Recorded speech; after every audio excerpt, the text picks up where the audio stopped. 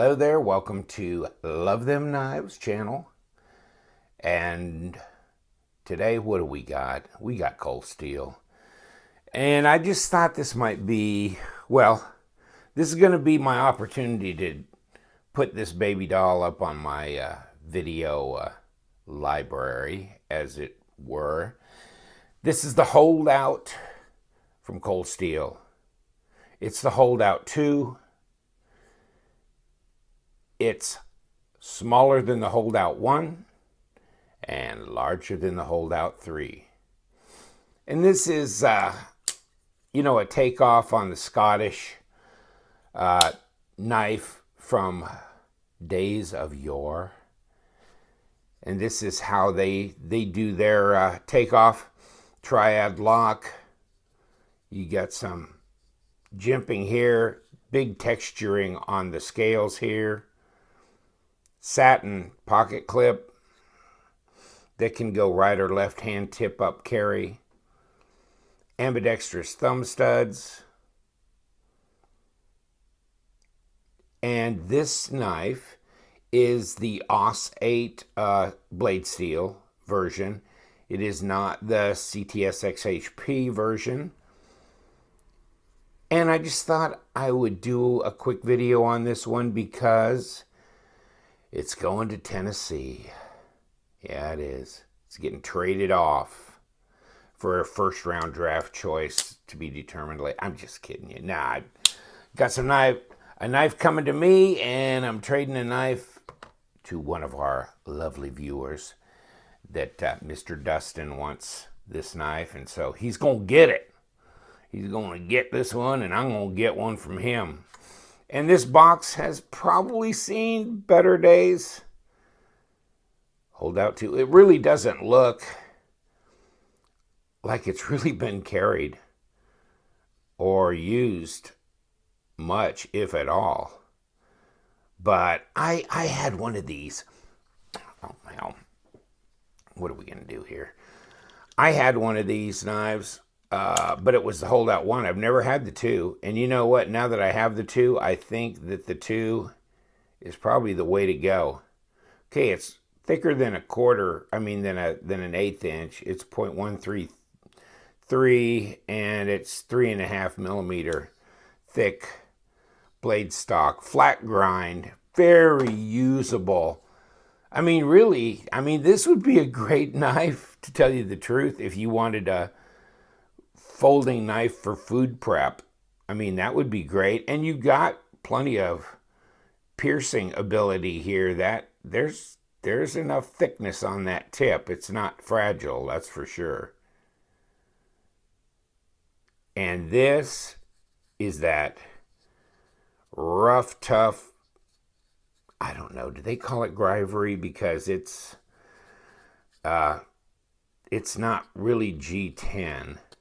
It doesn't really feel like G10. It's a little stiffer, tougher. And it's definitely got traction.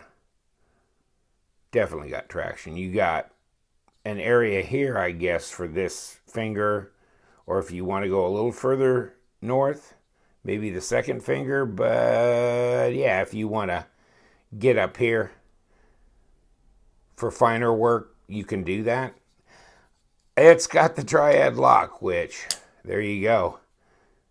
It'll lock you in, that's for sure. It's not going to fail. If any lock will keep from failing, it'll be the triad lock. And, wow.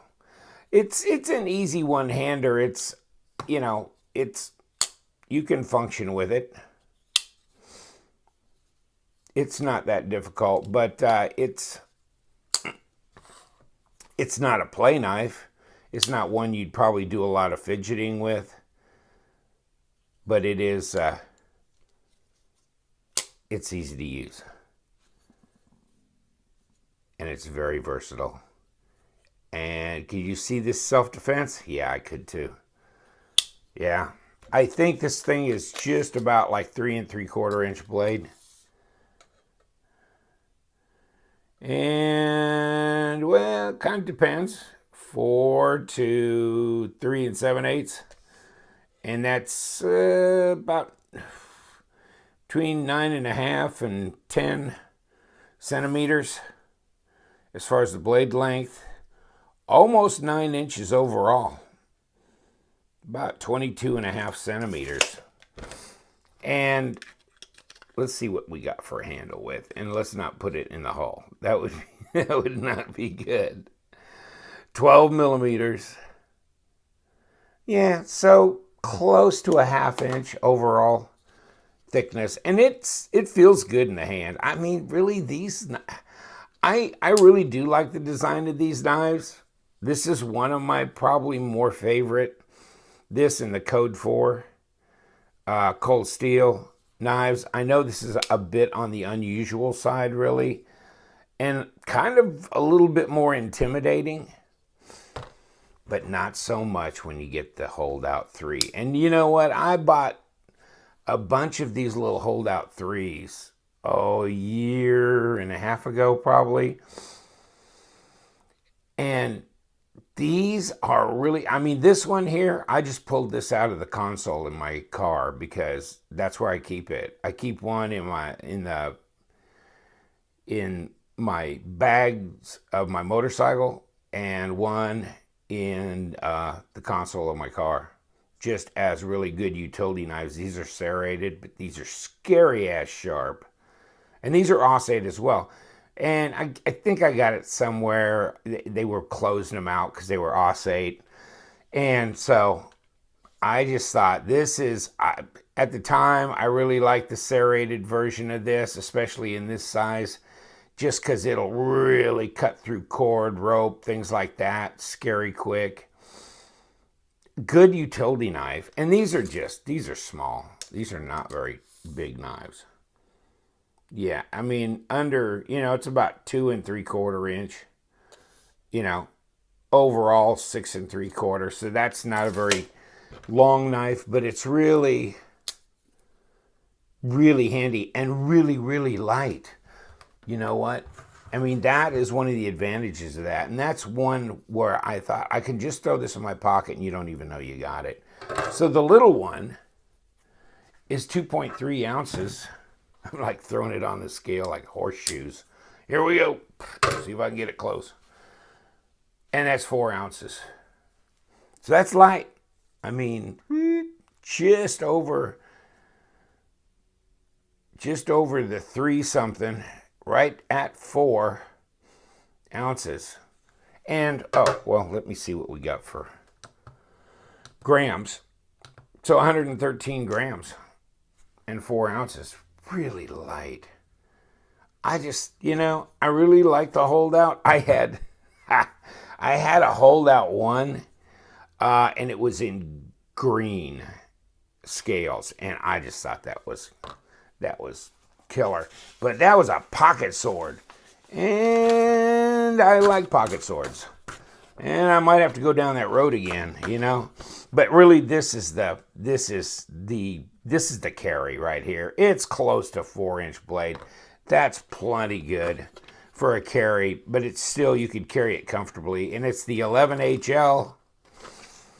Let's see if we can back ourselves up on that. Yes, it is. The 11HL. So that's the AUS 8. I'm sure they have a different model number for the CTS. Oh, they're calling it G10. I guess it's not that Grivery, actually. That's what they use on some different ones. So I am wrong again. Thank God I get this. But this is the takeoff on the Scottish Warrior knife. And how appropriate. I mean, tomorrow's St. Paddy's Day. So, wow, you just need to get this knife and swing it around the bar after drinking a lot of green beer. And you're all good to go. People just don't have the sense of humor about crazy activities like that these days with all the terrorist stuff going on. They get downright unfriendly about you brandishing a large knife. It's just really, really unfortunate. I used to love to do that. And it is sharp. And they're talking about the triad lock, and here's their little deal, 3.5 millimeters, which we saw, overall length 9 inches, yes. Japanese, AUS 8 stainless. So, yeah, obviously the handle is 4 inches long when the blade is, 5 inches long when the blade is 4 inches long, so it's 9 inches overall, of course. But of course. Wow. Yeah. Like they were saying, it's sharp, and it is really sharp. So, hey, Dustin, I don't know that this thing ever got used. Now, how about this dog? I carry this.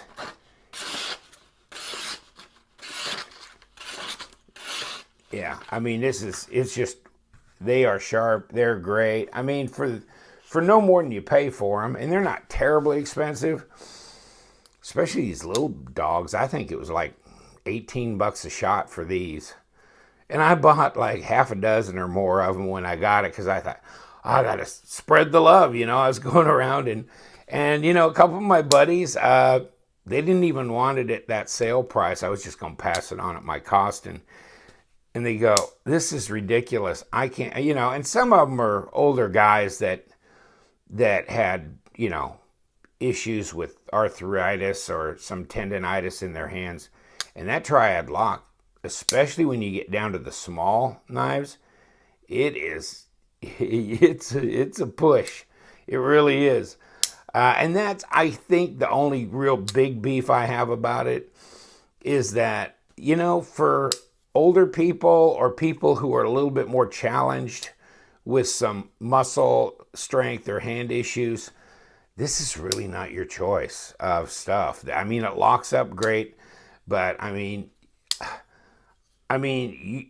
still got a dent in my thumb and this is heavily calloused thumb, because this is where I do all my stuff, right? But when you push, I don't know, but you're pushing awful, awful hard when you do that. It seems like when they get bigger, or at least you've used them longer, they get a little bit more comfortable to disengage, like this one. Boom, and then it breaks away on its own weight of the blade, where the small one, no. So yeah, this is a lot more manageable. It's a lot more manageable. So I don't know. For some people, the lock strength is a good, solid trade-off with maybe the convenience of the deployment, as opposed to a liner lock knife, or one that, this would be really easy for a lot of people. This is the Benchmade Freak, and this just, this is just so smooth and so easy. It's just amazing. Not so much here.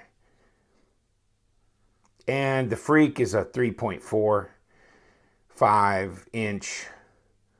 So you can tell the holdout's a much bigger knife. This is kind of Griptilian size, if that makes a better comparison for you. So there you go. The Holdout 2. Maybe one of these days we'll have the Holdout 1 on the channel, because it's still a very functional knife. For me, I've got the hand strength and the wherewithal, and I like the design. So it's all that in a bag of chips. Isn't this kind of funny, though? I look at these knives, and do you look at that and you go, what happened here? Somebody cut something off here? It is a little odd when you see the back side of the blade like that. It's just how it has to be to engage here with this lock. But see how this kind of just slowly disappears in here? So you're not seeing some butt ugly piece of steel hanging out the back. That does look a little strange, doesn't it? Like, where's the pivot? Here? It's here it looks like, it flows. This does not flow. It just doesn't. It's so strange. I look at it and it just makes me laugh. This one, this flows. This one, negative. But, wow, it all comes together when you open it up, and it's so useful. So, say what you may, but it's very light. For as big as it is, it's a handful too. And it's tough. It is a real tough knife. It's versatile, at least you can go right and left hand carry. It's very, very versatile and heavy duty and tough and sharp. It's a good knife. It's just when it's closed, it's got that weird cutoff here. It's just, I don't know. Well, in any case, what do I know? I'm not a knife designer. Thank you so much for joining me. This one's got to go out the door, so I thought I'd do it early in the morning so I can get it in the mail, so Mr. Tennessee guy will get his knife very quickly. Thank you so much. Take care. We love them knives. Yes, we do.